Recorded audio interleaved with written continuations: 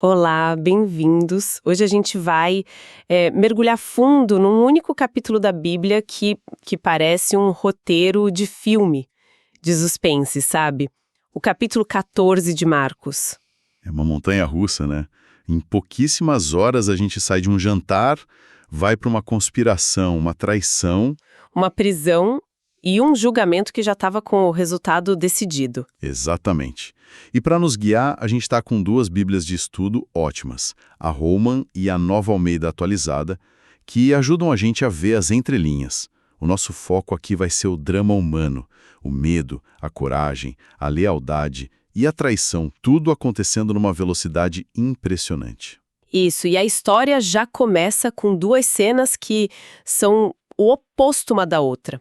De um lado, um ato de devoção que choca todo mundo, do outro, uma traição sendo planejada nos bastidores. A gente está em Betânia, na casa de um homem chamado Simão, e aí uma mulher entra, quebra um frasco de perfume caríssimo e derrama tudo na cabeça de Jesus. E a reação é imediata, né? O pessoal que tá lá fica indignado. Indignado é pouco. A palavra que eles usam é desperdício. E assim, a lógica deles até faz sentido num primeiro momento. Total. Eu lendo a primeira vez pensei, nossa, mas esse dinheiro todo podia ter ido pros pobres. A gente está falando de quanto exatamente? Porque pra gerar essa revolta toda, devia ser algo absurdo. E era. As fontes são bem específicas. O texto fala em mais de 300 denários. Para ter uma ideia, um denário era o salário de um dia de trabalho. Peraí. Então ela derramou o equivalente a um ano inteiro de salário de um trabalhador? Um ano inteiro de trabalho. Era uma verdadeira fortuna. Nossa. Ok, agora a indignação faz muito mais sentido. Mas aí a resposta de Jesus vira o jogo completamente. Vira totalmente. Ele não só defende a mulher, como ele ressignifica o ato dela. Ele chama de boa obra e conecta o gesto diretamente com o que ia acontecer com ele. Com a morte dele? Isso. Ele fala algo como ela se antecipou a ungir o meu corpo para a sepultura. De repente, o que parecia um desperdício se transforma num ato profético. Ela estava, talvez sem nem saber, preparando ele para o enterro. Que virada de cena! E a ironia é pesada, porque enquanto essa mulher está dando uma fortuna por amor, um dos discípulos mais próximos está do outro lado da cidade planejando vender Jesus por uma fração disso.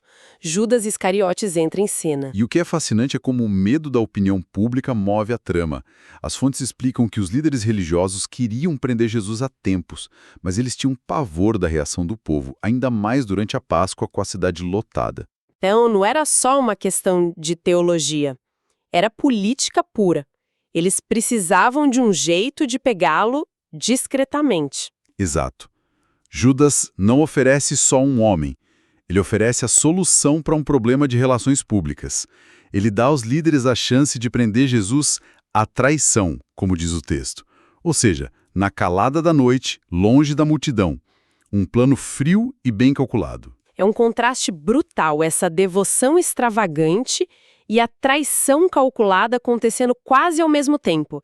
E essa tensão só cresce na refeição seguinte, a famosa última ceia. E já começa de um jeito esquisito, né? As instruções para encontrar o lugar são quase um código de espionagem. Totalmente clandestino, Jesus fala para 2 discípulos irem à cidade e procurarem por um homem carregando um cântaro de água. O que hoje não significa nada pra gente. Mas que na época era tudo.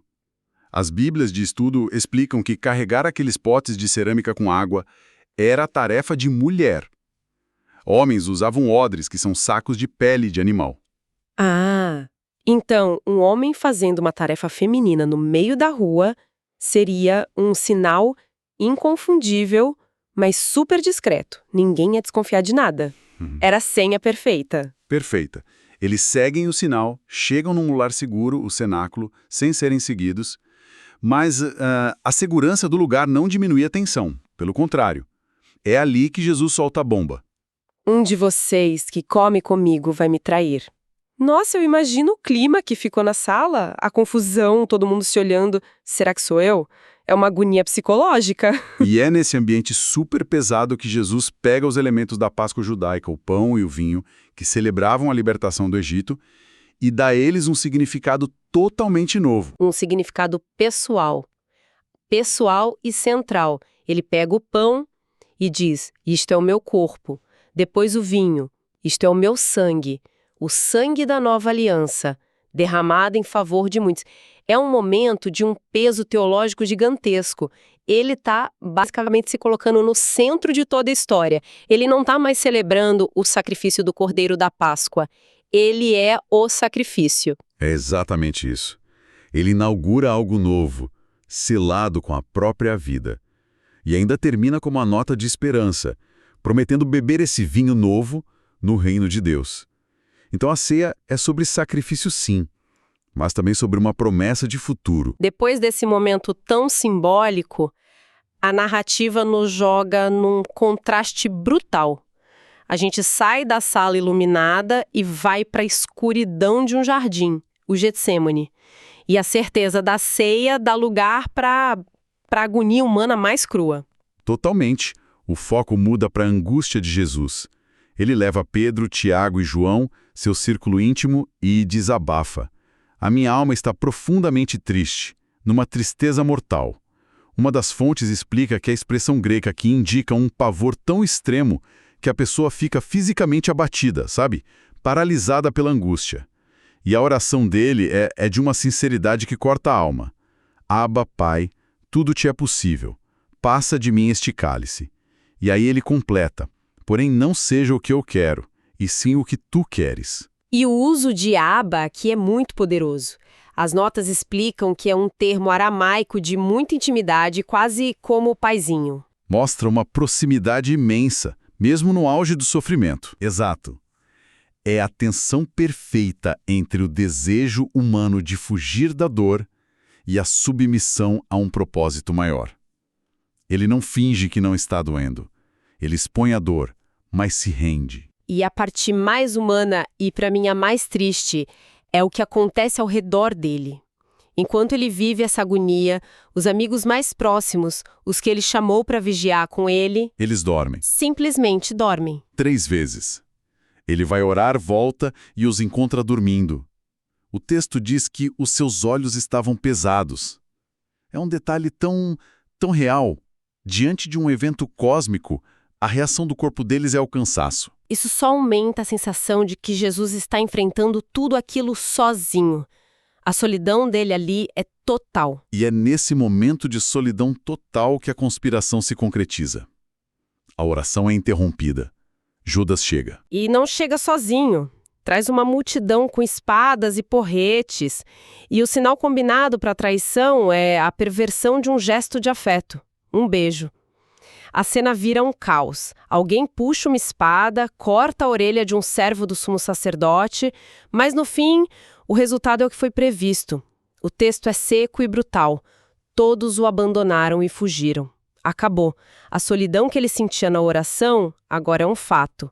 E tem aquele detalhe super estranho que só Marcos registra, de um jovem enrolado só num lençol que tenta seguir Jesus, é agarrado e foge nu, deixando o lençol para trás.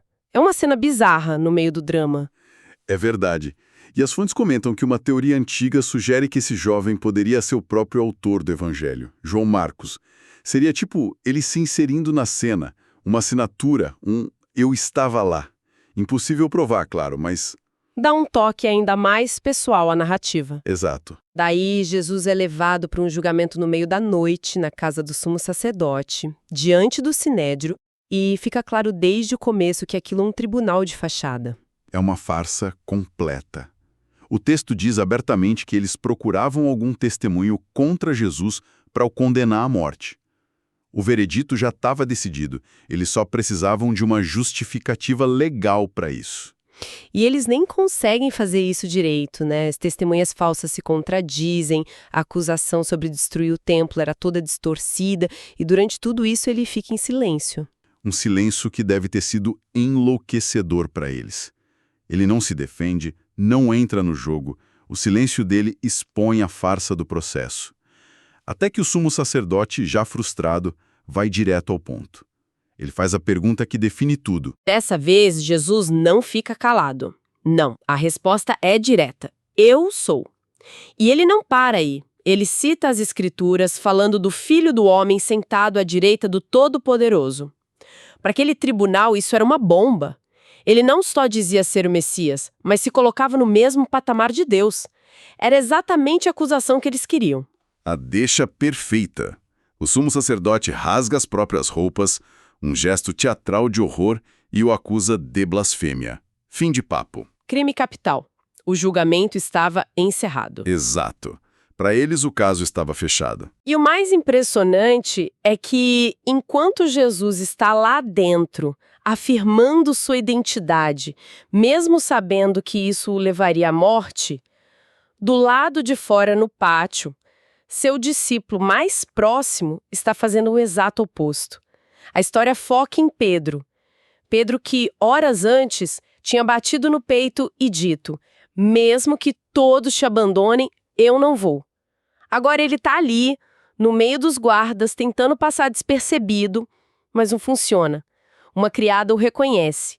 Você também estava com o Nazareno. E ele nega. Uma segunda vez, a mesma coisa. Ele nega de novo. Na terceira, as pessoas ao redor são mais diretas. Com certeza você é um deles. Você é galileu.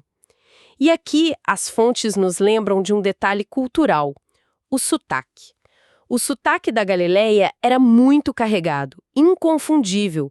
O jeito de Pedro falar o denunciava.